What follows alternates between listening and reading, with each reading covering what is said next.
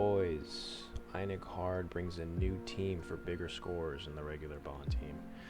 We have a couple goddesses and Bond himself. And the reason these ladies work well is because of their boosting passives. All goddess allies' basic stats are increased by 8% for every buff or stance, and stacks up to 5. So Margaret's boosting all goddesses. On top of Sariel, he'll be boosting all goddesses by an additional 20% of his own stats. And they work in synergy to boost LizHawk's passive, who will be boosting all allies, not just goddesses, boosting their HP by 12% for every debuff applied. And thanks to Einek, we can get up to 7 by turn 5. That's the goal, and Bond will be hitting huge numbers. Their gear really quickly. Margaret should be on HP defense. I would put common pieces in the top row just so that you don't deal too much damage. And there is a turn where we don't want to break Einek's shield to get an additional debuff. LizHawk, I would put her on common top and middle row and also remove the defense set.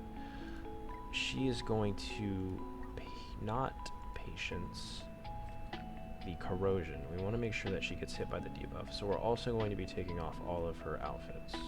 And she's going to be stripped. We want to use Tarmiel Link for her so that she does gain health back, since the corrosions are going to be hitting hard. But we did also mess with Tarmiel's set a little bit. Not his gear. I think we took off. Nope, we didn't actually need to do that. She just needs to be around 6.2k.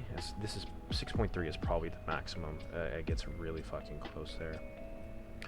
Sariel also needs to be on an HP set. I almost said HP defense, but the defense doesn't really matter since they're all going to be boosting each other. They patience all the AoEs.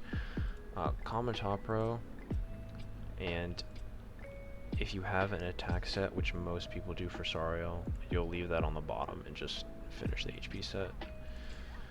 And then Bond's going to be the normal HP defense. Again, he doesn't crit. I only have the crit pieces for him, so if you have attack, that's better, just for higher CC purposes. And then the same artifact shit and the same HP food doesn't change. Let's get it. Alright, so we have a couple more goals in mind than normal. We need to get 5 stacks of Margaret's passive. We can get up to 7 debuffs on LizHawk. We want to be able to get at least a silver Bond buff, gold in a perfect world, and finish by turn 5. So opening turn, you can just drop these attacks. Make sure you use your buffs in order to get Margaret's passive, but use them as the last card. Since she stacks stats, we don't want to deal too much damage early on. Turn 2, we want to make sure that Einek is going to have a debuff. If he's not debuffing, the run is dead. Ideally 2, you can settle for 1, but if you're trying to push, why would you settle? We can cleanse the first turn's corrosion, since that's going to wear off by turn 5, so there's no need for us to take the excess damage it's going to apply. And we also want to play around the Bond cards. We don't want to move them yet. It's one turn too early. We're just going to lose a stack of his passive by turn 5 as well. Obviously cleanse herself. You'll get 2 solidify stacks, but that's not going to cause you to patience this AoE. And he's just going to cleanse it anyway, so it's not like it matters. Ideally, he should debuff here instead of attack again, but that's just fucking RNG for you. We can start moving Bond cards, but we don't want to connect the Bond buffs. Since Einek is ulting, he's going to rank down everything and the dissolve by the amount of cards he ranks down. And we're fine with him ranking down swipe. So we want to play around whatever buffs we have so that they don't combine.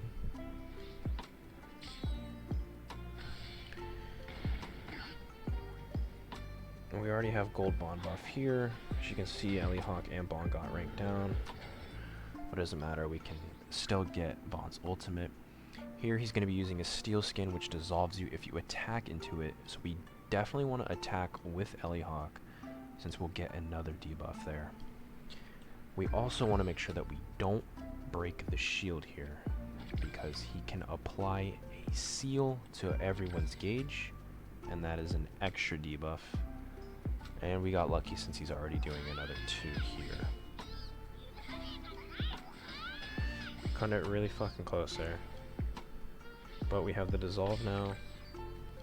He's gonna reapply his shield since it wasn't broken. We'll have the seal debuff, and he's gonna corrosion 2 more times. So she's pretty close to max. We could have gotten 1 more debuff earlier. Unfortunately, Margaret only has 2 stacks of her passive, a 3rd one with the Bond buff. But since it's gold, we're just gonna fucking settle for it. Break the shield, the Bond attack, throw out 1 extra card if you can, Bond buff and Bond ults. I think hard probably peaks at like 5.7, 5.8k. Not 100% sure on that. So it's only like 5.2, 5.3, but that's pretty much how it goes. Fuck RNG.